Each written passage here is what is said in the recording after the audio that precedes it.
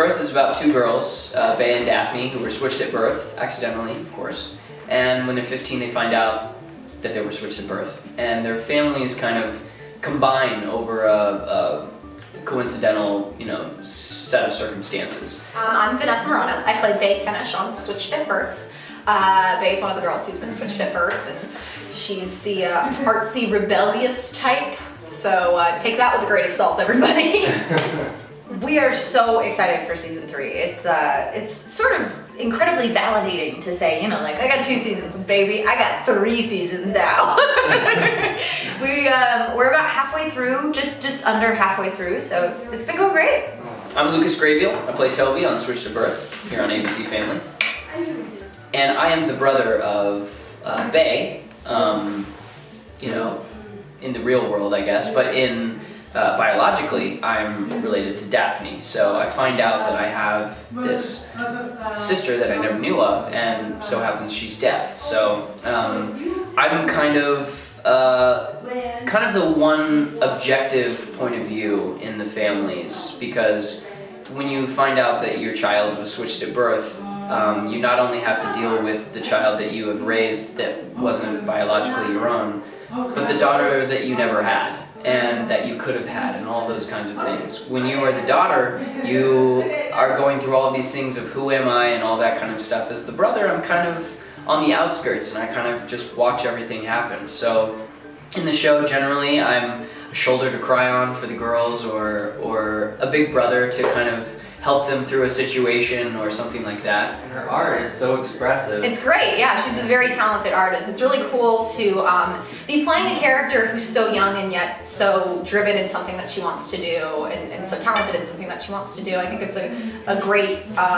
thing to show young girls too, that you should start pursuing something that you're passionate about when you're young, because then you have the time to become very good at it and have the time to sort of focus your energy towards possibly making it a career.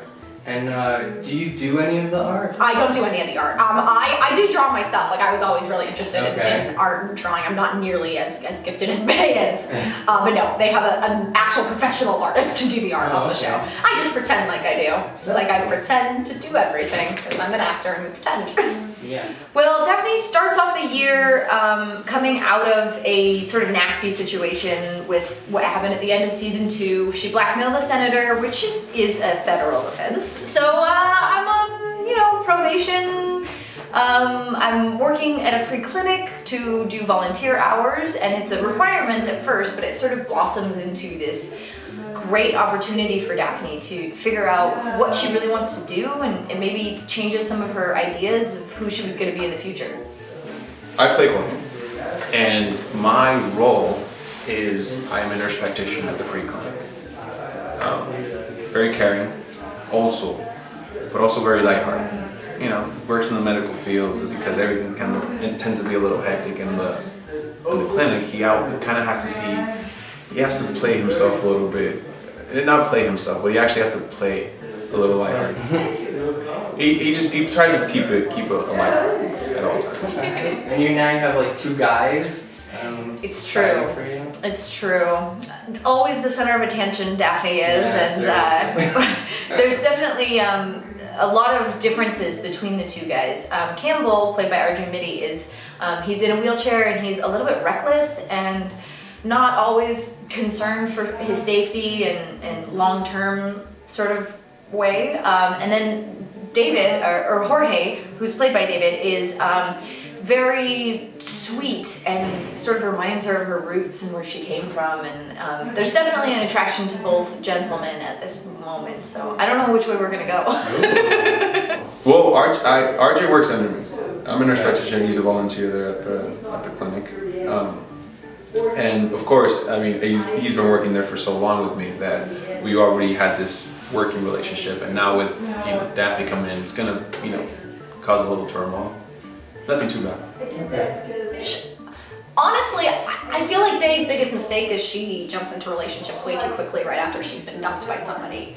And every relationship, every single one. And so we're gonna see if she's gonna end up doing that this season. She's constantly growing as a person, which is awesome. And I think I would just like to see her continuously become a better human being, which she has. From where she started in the pilot, Right. she was a spoiled little brat, and to where she is now is amazing. And she's kind of that person who always takes like 2 steps forward, 1 step back. So she's like slowly getting there. And it's weird. It's a character that I really had a hard time when I first got this part. Like, okay, do I even like this girl? To really falling in love with her. Right. So that's been fun to kind of go on that journey with Bae. So I kind of want to just see where she ends up, and hopefully it's in a place that I'm proud of. I definitely think Daphne is sort of expanding her horizons. She's a senior now, about to graduate high school, and big changes are going to be made, and you know, she has to figure out where she's going to go to college and what she's going to do with the rest of her life. And I think right now that's sort of changing into maybe a little bit more medical leaning. But for the most part, I think that she's, you know, I love my character. I think she's a sweet girl, and she sees the best in people, and we need more of that. He finds his connection with Daphne, of course, because of the East Riverside. That there's this whole East Riverside connection that, of course, and she happens to be gorgeous. That didn't hurt. But there's just essence about her that Parker finds very attractive, and of course, doesn't want to step on anyone's toes, but tries to find a little bit more about her. And of course, obstacles surface that might help. Might be detrimental to it. Might not.